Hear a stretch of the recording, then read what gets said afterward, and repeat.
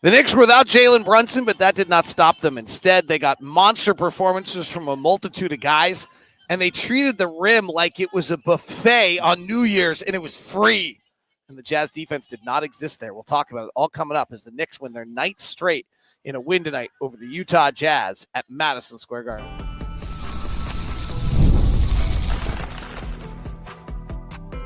You are Locked On Jazz, your daily podcast on the Utah Jazz.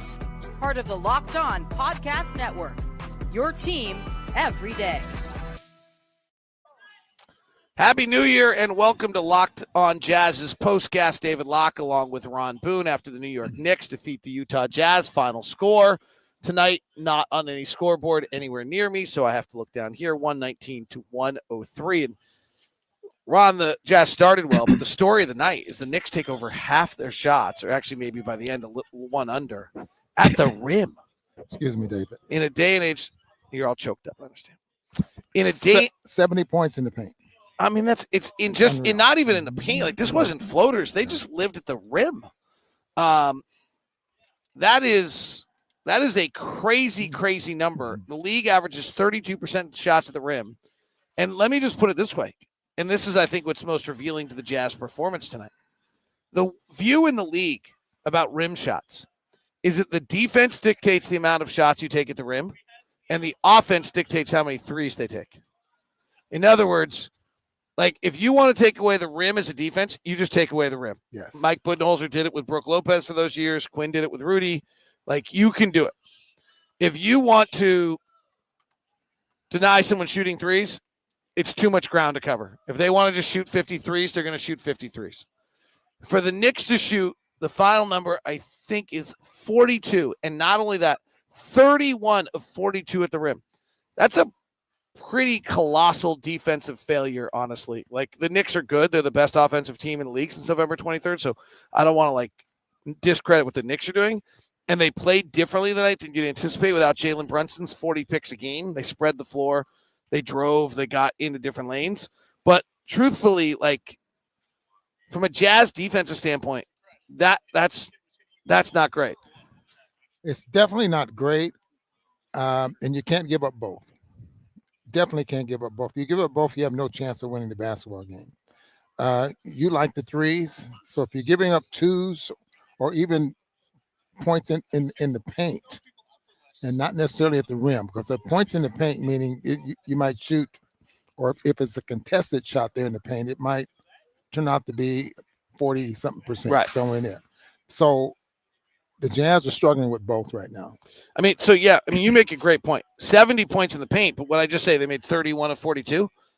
Is that what I said? Something like that, yeah. Yeah, okay, so 62 of the 70 were at the rim. We're on the rim. Oh, my goodness. That's like not defending at all. No, I mean, it's just a crazy bad number. Yeah. And, I think that, hey, we understand what this year's about. It's about development and this and that. But, like, one of the things they're trying to do is allow Walker to switch out. Well, then if Walker's switching out, then somebody's got to play defense somewhere, or it's Walker.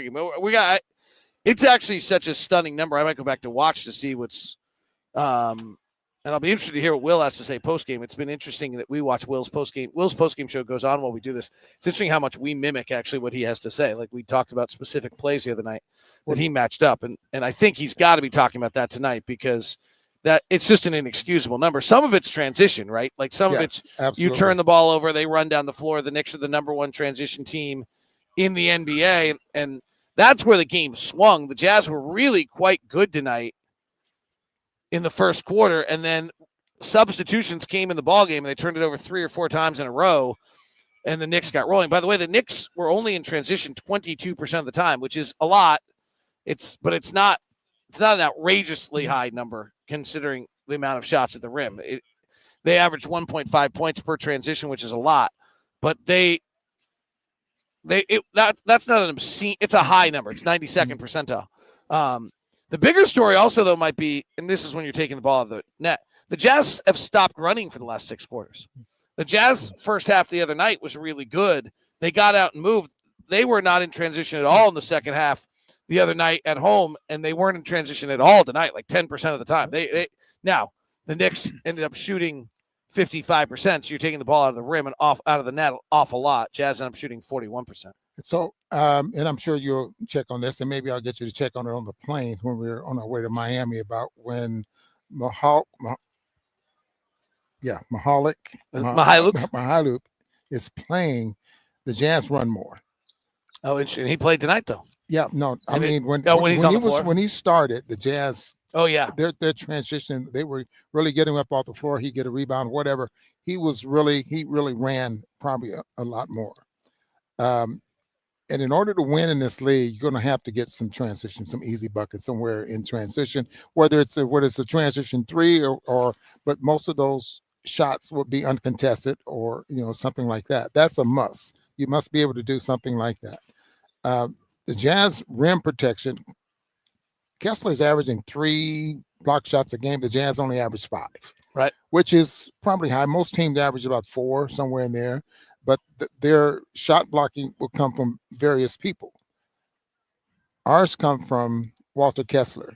And so if they've taken him away from the basket, now you're getting some very good looks. That's a good point. All right, we'll talk some more about individual performances and big-time performances by the Knicks coming up. Today's show is brought to you by Game Time. Download the Game Time app. Use the code LOCKEDONNBA to get $20 off your first purchase. Game Time's got great features for you that makes ticket buying to all live events, whether it's sports, music, theater, or comedy, and they make it easy. Here's why. Game Time has the various features you want, like all-in pricing. Yes, you filter that feature on, and you know exactly what your seat's going to get. They have Game Time Picks, which feature filters out the fluff and shows you all the only incredible deals on great seats, so you don't have to waste time searching for thousands of tickets. The Super Deal, awfully impressive, offering great seats at unbeatable prices. So take the guesswork out of buying tickets at Game Time. Download the Game Time app and create an account. Use the code LOCKEDONNBA for $20 off your first purchase. Terms apply. Again, create an account. Redeem the code LOCKEDONNBA for $20 off your first purchase. Download the Game Time app today. What time is it? It's game time. Today's show is also brought to you by Rocket Money.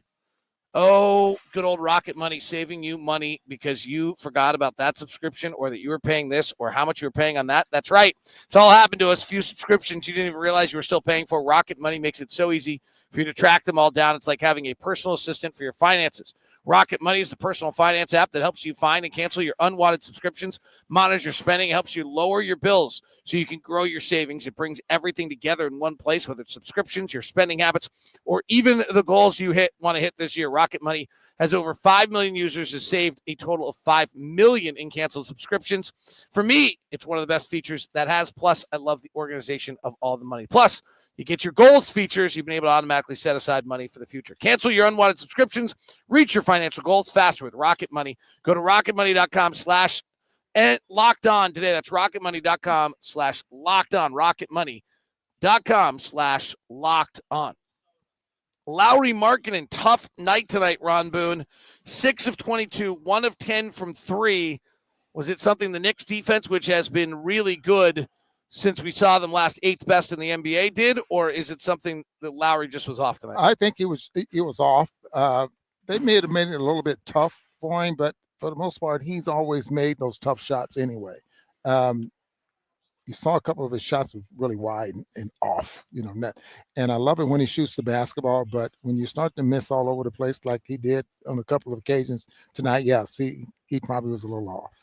Jazz rookies I feel like Will's trying, but there's only so much you can do. Isaiah Collier, 11 minutes tonight, no points, 2 rebounds, 2 assists, 2 steals. Did have a nice player too. Filipowski, 11 minutes, 1 of 5 from the field, 6 rebounds, 2 assists, which is nice, but the two of them combined for 1 of 7 shooting and just 2 points. The point is get these young guys their opportunities, but it's hard to get them their opportunities, particularly on a team that doesn't play their bench any, so you're going up against their best players the whole time. So when you start looking at the Jazz bench, and you're absolutely right, when you're going against some players that are been in the league for a while and they have a system and they got it going, it makes it awfully tough for some young players. But when you look at the young players the Jazz are putting out there on the floor, so what do you look at the overall game? You're looking at their defense, or you're looking at the offense and they're not contributing offensively, or do you look at both? I'm just wondering what Will is trying to develop these young players first, or if there's such a thing of I want you to be a better defensive player now, and we'll get that offensive game together, or reverse it. Well, it's interesting. I was surprised. I looked at Isaiah Collier's defensive numbers; they're not very good. Okay. I was really surprised on the pick and roll. His offensive numbers are actually fine. I was totally opposite of what I anticipated. Kyle, I think, is beginning to struggle defensively. Guarding in space is going to be something he has to figure out. He's just not a rim defender. We're playing him as a backup center. It would be interesting to see, Walker on off tonight. Walker played a lot, but it felt as though they torched us no matter who was on the floor. But it would be interesting to know in the 30 minutes that Walker played compared to the 11 Filipowski played, then we snuck in another 7 center minutes in there. Someone else. Must have been played Lauri at the 5 for a little bit. I didn't notice it in that. You got to remember also that last time these two teams met, John Collins was off the charts against his team as well. And Will talked about getting the switches for the most part for where our bigs against their smalls, that kind of thing. And they did that quite a bit. If I remember correctly, it was John Collins and Lauri Markkanen who had the big night against the Knicks the last time these two teams met. It's interesting. Thibodeau plays their starters so many minutes. It's kind of insane. I wonder if part of the strategy is to get their start. You just guarantee to get your starters against their bench at some point in time, or you're forcing the other team to play their starters more minutes than they're comfortable playing. Yeah, that's could be a strategy. You don't know, but I think that his MO and the way he's been over the years, it could be an argument. Their bench only played 36 minutes the whole night. He only played 36 bench minutes the entire night. Yeah, that's not good. All right, but you're also, you're looking at guys that don't normally play. Well, I mean, they had two. Shamit's just getting on the team, and so eventually he might be getting some. Yeah, they had 2 major injuries tonight: Jalen Brunson and Miles McBride, who should have played. All right, Jazz were pretty good, 25-24 in the first quarter. They held it. They had a really good defense first quarter. Then they actually weren't bad in the first half, but their offense fell apart in the second quarter. That's when and then they got blown out. In the second half, I thought Walker played really well for a while, but I'm reluctant to say that when the number of shots at the rim exist. I think that's somewhat Walker's responsibility to deny that. Yeah. So I'm reluctant to give Walker that. I thought Walker was playing really well for a while. I'll have to watch and see and understand that. Collin Sexton continues to be just incredible offensively. Tonight, 10 of 13 from the field, 25 points. He's just playing with such confidence and juice. Yeah, there's nothing that he feels he can't do out there on the floor, especially if he has the ball in his hands. I don't care how tall you are or how short you are, how quick you are, or how slow you are. He can get the job done. And my guess, he's the only one tonight, unless you're giving one to Keontae. That was what I've been toying with. For the most part, he was pretty steady. I would be pleased if Keontae gave that to us every night. I would be pleased with that. Yeah, so I think that our backcourt, the starting backcourt, is probably the only 2. Keontae George, Collin Sexton get the reliability pluses tonight. By the way, Lacey did put out the standings on reliability pluses on the year. And it is Walker Kessler leads with 19, Lauri Markkanen with 16, John Collins with 15. Tonight is Collin Sexton's 15th. Keontae George is 13, Johnny Juzang with 8, Bryce Sensabaugh with 7, Drew Eubanks with 7, Kyle Filipowski with 7, Jordan Clarkson with 6, and Isaiah Collier with 5 for the reliability pluses on the night. That wraps us up from Madison Square Garden. Thanks very much for tuning in. Ron and I will join you from Miami for upcoming, and I will have an edition of Locked On Jazz for you tomorrow. See ya.